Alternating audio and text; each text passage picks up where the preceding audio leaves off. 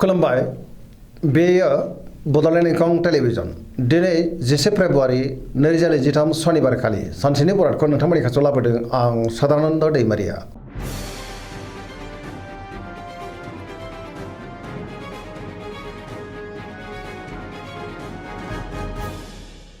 सिगां फरायनो लादों मेष राशि गिबि हांखो अ ल दिनैनि साना जोबोर मोजां गोथों आरो गोग्गो साननो रोंगोन सोरजोंबा बाख्नाय जानोबो हागौ बयजोंबो अनजागोन आरो अनसायजागोन नखराव बिसि फिसायनि गेजेराव अनलायनाय फैगोन जेरावबो जाफुंसारगोन मावनो लानाय खामानिखौ थि समावनो आरो गोरलैयैनो मावफुंनोबो हागोन गोसोआ दिनै जोबोर गोजोनगोन देहाया मोजाङै थागोन अब्लाबो नाथाय जानाय लोंनायाव सांग्रां जानांगोन सोरबा लोगोनिफ्राय मोजां खौरां फैनोबो हागौ रांखावरियाव मोजां गोबां धोन आरजिनोबो हागोन बेफार फालांगियाव दिनै जोबोर मोजां मुलाम्फा मोनगोन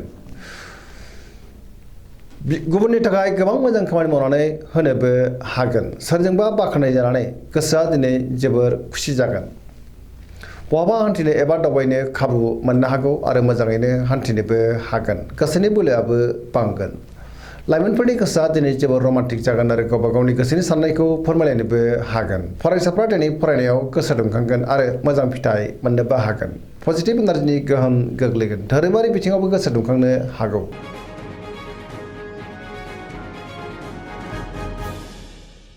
वृष राशि गिबि हांखो इ उ ब दिनैनि साना जोबोर मोजां गोसोखौ दिनै जोबोर गोजोननाय मोनगोन गोसोनि साननाया मोगथाङाव जाफुंनोबो हागौ मावनो लानाय खामानिखौ मावफुंनो हागोन बहाबा दावबायनो एबा हान्थिनो खाबु मोननो हागौ रांखावरियाव मोजां बेफार फालांगियावबो मोजां होनजायो नखराव बिसि फिसायनि गेजेराव अननानै फैगोन बिदा फंबायजों मोजां सोमोन्दो थागोन देहाया दिनै मोजाङैनो थागोन अब्लाबो नाथाय जानाय लोंनायाव सांग्रां जानांगोन गुबुननि थाखाय गोबां मोजां खामानि मावनानै होनोबो हागोन सोरजोंबा बाख्नाय जानो हागौ सोरबा लोगोनिफ्राय हेफाजाबबो मोननो हागौ मावनो लानाय खामानिखौ थि समावनो आरो गोरलैयैनो मावफुंनो हानानै सोरजोंबा बाख्नाय जागोन बहाबा हान्थिनो एबा दावबायनो खाबु मोनगोन आरो मोजाङैनो हान्थिनोबो हागोन पजिटिभ एनार्जिनि गोहोम गोग्लैनोबो हागौ लाइमोनफोरनि गोसोआ दिनै जोबोर रमान्टिक जागोन आरो गोसोनि साननायखौ फोरमायलायनोबो हागोन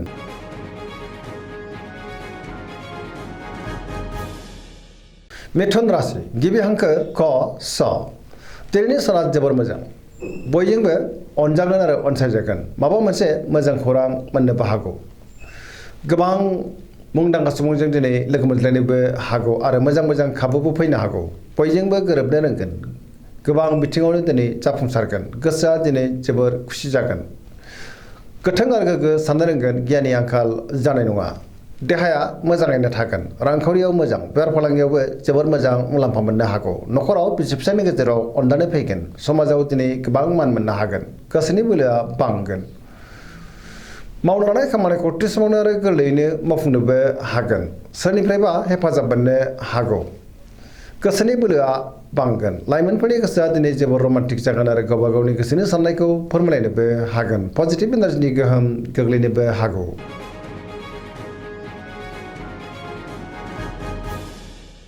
कर्कट राशि गिबि हांखो ड ह दिनैनि साना मोजां आरो गाज्रिनि गेजेरजों बाबेनलांनो हागौ बहाबा दावबायनो एबा हान्थिनो खाबु मोनगोन अब्लाबो नाथाय लामा सामायाव सांग्रां जानांगोन समाजाव मान मोननो हागोन सोरबा लोगोजों बहाबा लोगो मोनज्लायनोबो हागौ गोसोनि साननायफ्रा नाथाय देबारनांगोन नेगेटिभ साननाय फैनो हागौ मावनो लानाय खामानिखौ मावफुंनायाव माबा नङा माबा मोनसे हेंथा फैनोबो हागौ रांखावरियाव मोजां अब्लाबो नाथाय खरसायाबो बांगोन बेफार फालांगियाव मोजां होनजायो नखराव बिसि फिसायनि गेजेराव अननानै फैगोन देहाया दिनै मोजाङै थागोन अब्लाबो नाथाय जानाय लोंनायाव सांग्रां जानांगोन गुबुननिफ्राय हेफाजाब मोननो गोब्राब जानोबो हागौ फरायसाफ्रा दिनै फरायनायाव गोसो दुंखांगोन आरो मोजां फिथाइ मोनगोन लाइमोनफोरनि गोसोआ दिनै जोबोर आला खाला जानोबो हागौ नेगेटिभ एनार्जिनि गोहोम गोग्लैनोबो हागौ सांग्रां जानाया गाहाम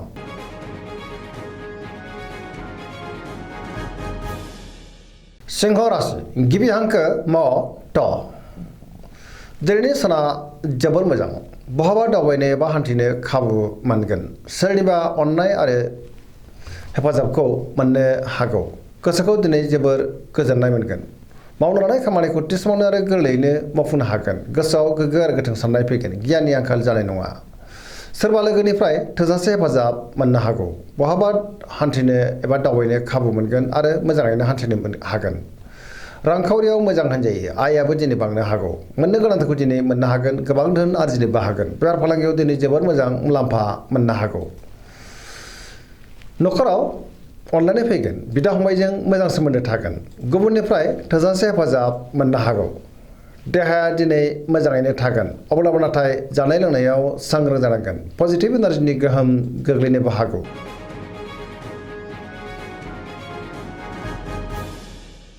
कन्या राशि गिबि हांखो प ट। दिनैनि साना जोबोर मोजां। गोसोखौ दिनै जोबोर गोजोननाय मोनगोन। सोरबा लोगोनिफ्राय मोजां खौरां फैनोबो हागौ। सोरजोंबा बाख्नाय जागोन। गोसोनि साननायखौ दिनै गुबुननो फोरमायनोबो हागोन। गोसोनि बोलोआबो बांनो हागौ। पजिटिभ साननो रोंगोन। गियाननि आंखाल जानाय नङा। गोथों आरो गोग्गो साननो हागोन। रांखावरियाव दिनै जोबोर मोजां होनजायो। अब्लाबो नाथाय खरसायाबो बांगोन। बेफार फालांगियाव दिनै जोबोर मोजां मुलाम्फा मोननोबो हागोन। देहाया मोजाङै थागोन। गोबां मुंदांखा सुबुंजों दिनै लोगो मोनज्लायनोबो हागौ। न'खराव अननानै फैगोन। गोबां मोजां खाबुबो फैनो हागौ। सोरजोंबा बाख्नाय जागोन। गोसोआ दिनै जोबोर गोजोनगोन। पजिटिभ एनार्जिनि गोहोम गोग्लैनो हागौ। सेंग्रा सिख्लाफ्रा गावबा गावनि गोसोनि साननायखौ फोरमायलायनो हागोन। गोसोआ दिनै जोबोर रमान्टिकबो जागोन। पजिटिभ एनार्जिनि गोहोम गोग्लैगोन।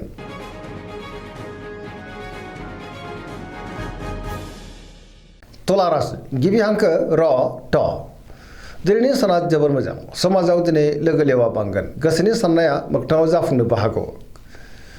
गुबुननि थाखाय गोबां मोजां खामानि मावनानै होनोबो हागोन। मावनो लानाय खामानिखौ थि समावनो आरो गोरलैयैनो मावफुंनो हागोन। देहाया मोजाङै थागोन। रांखावरियाव दिनै जोबोर मोजां। बेफार फालांगियावबो जोबोर मोजां मुलाम्फा मोनगोन। मोननो गोनांखौ दिनै मोननोबो हागौ। न'खराव बिसि फिसायनि गेजेराव अनलायनाय फैगोन। बिदा फंबायजों मोजां सोमोन्दो थागोन। सोरबा लोगोजों बाख्नाय जानानै गोसोआ दिनै जोबोर खुसि जागोन। सोरजोंबा बाख्नाय जानानै गोसोआ जोबोर खुसि जागोन आरो लोगोफोरनिफ्राय थोजासे हेफाजाबबो मोननो हागौ। गोदान थांखि लानो रोंगोन। सेंग्रा सिख्लाफोरनि गोसोआ दिनै जोबोर रमान्टिक जागोन आरो गावबा गावनि गोसोनि साननायखौ फोरमायलायनोबो हागोन। पजिटिभ एनार्जिनि गोहोम गोग्लैगोन। धोरोमारि बिथिङावबो दिनै गोसो दुंखांनो हागौ। सरासनस्रायै दिनै साना जोबोर मोजां आरो मोजाङैनो बारग'लांगोन।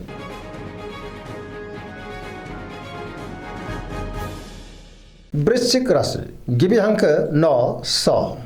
दिनैनि साना जोबोर मोजां।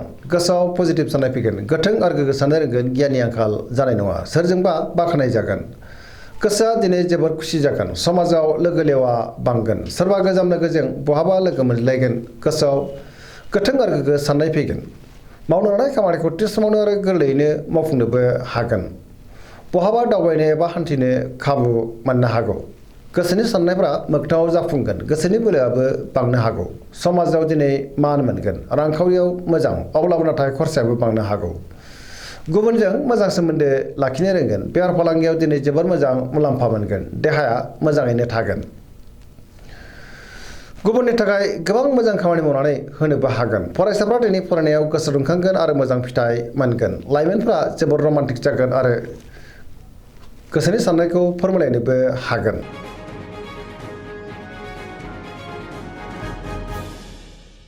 धनु राशि गिबि हांखो ढ फ भ। दिनैनि साना जोबोर मोजां। गोसोखौ दिनै जोबोर गोजोननाय मोनगोन। बहाबा दावबायनो एबा हान्थिनो खाबु मोननो हागौ। गोसोआव गोथों आरो गोग्गो साननाय फैगोन। गियाननि आंखाल जानाय नङा। मावनो लानाय खामानिखौ थि समावनो आरो गोरलैयैनो मावफुंनोबो हागोन। गोसोनि साननाया मोगथाङाव जाफुंनो हागौ। रांखावरियाव दिनै जोबोर मोजां होनजायो। अब्लाबो नाथाय खरसायाबो बांगोन। मोननो गोनांखौबो दिनै मोननो हागोन। बेफार फालांगियाव जोबोर मोजां मुलाम्फा मोनगोन। समाजाव बयजोंबो मान होजागोन। देहाया दिनै मोजाङै थागोन। न'खराव बिदा फंबायनि गेजेराव मोजां सोमोन्दो थागोन आरो अनलायनाय फैगोन। बहाबा दावबायनो एबा हान्थिनो खाबु मोननोबो हागौ आरो गाहामैनो हान्थिनोबो हागोन। सेंग्रा सिख्लाफ्रा जोबोर खुसि जागोन आरो गोसोनि साननायखौ फोरमायलायनो हागोन। पजिटिभ एनार्जिनि गोहोम गोग्लैनोबो हागौ।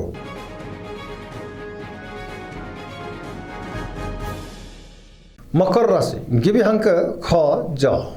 दिनैनि साना मोजां आरो गाज्रिनि गेजेरजों बाबेनलांगोन। गोसोनि बोलोआ लोरबां जानो हागौ सोरजोंबा रायखोमा जानोबो हागौ गोसोनि साननायफोरा दिनै टेबार नांगोन नेगेटिभ साननाय फैगोन मावनो लानाय खामानिखौ मावफुंनायाव माबा नङा माबा मोनसे हेंथा फैनोबो हागौ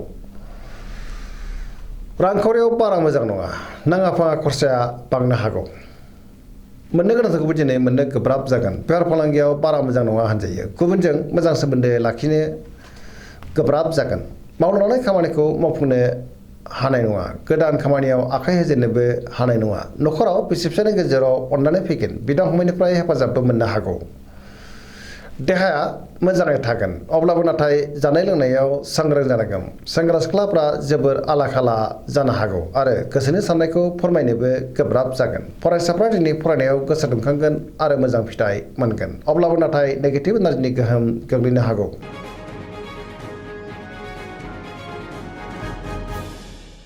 कुम्भ राशि गिबि हांखो ग स दिनैनि साना जोबोर मोजां गोसोखौ दिनै जोबोर गोजोननाय मोनगोन सोरबा लोगोजों बाख्नाय जानो हागौ बहाबा दावबायनो एबा हान्थिनो खाबु मोनगोन आरो मोजाङैनो हान्थिनोबो हागोन माबा मोनसे मोजां खौरां फैनोबो हागौ गोसोआव दिनै पजिटिभ साननाय फैगोन गोथों आरो गोग्गो साननो रोंगोन गियाननि आंखाल जानाय नङा मावनो लानाय खामानिखौ थि समावनो आरो गोरलैयैनो मावफुंनोबो हागोन बहाबा दावबायनो एबा हान्थिनो खाबु मोननो हागौ रांखावरियाव मोजां अब्लाबो नाथाय खरसायाबो बांगोन बेफार फालांगियाव दिनै जोबोर मोजां मुलाम्फा मोनगोन देहाया मोजाङैनो थागोन नखराव बिसि फिसायनि गेजेराव अननानै फैगोन गुबुननिफ्राय थोजासे हेफाजाबबो मोननो हागौ बिमा बिफानि अननाय आरोफोरखौबो दिनै मोननो हागौ बहाबा दावबायनो एबा हान्थिनो खाबु मोनगोन आरो मोजाङैनो हान्थिनोबो हागोन सरासनस्रायै दिनै साना जोबोर मोजां आरो मोजाङैनो बारग'लांगोन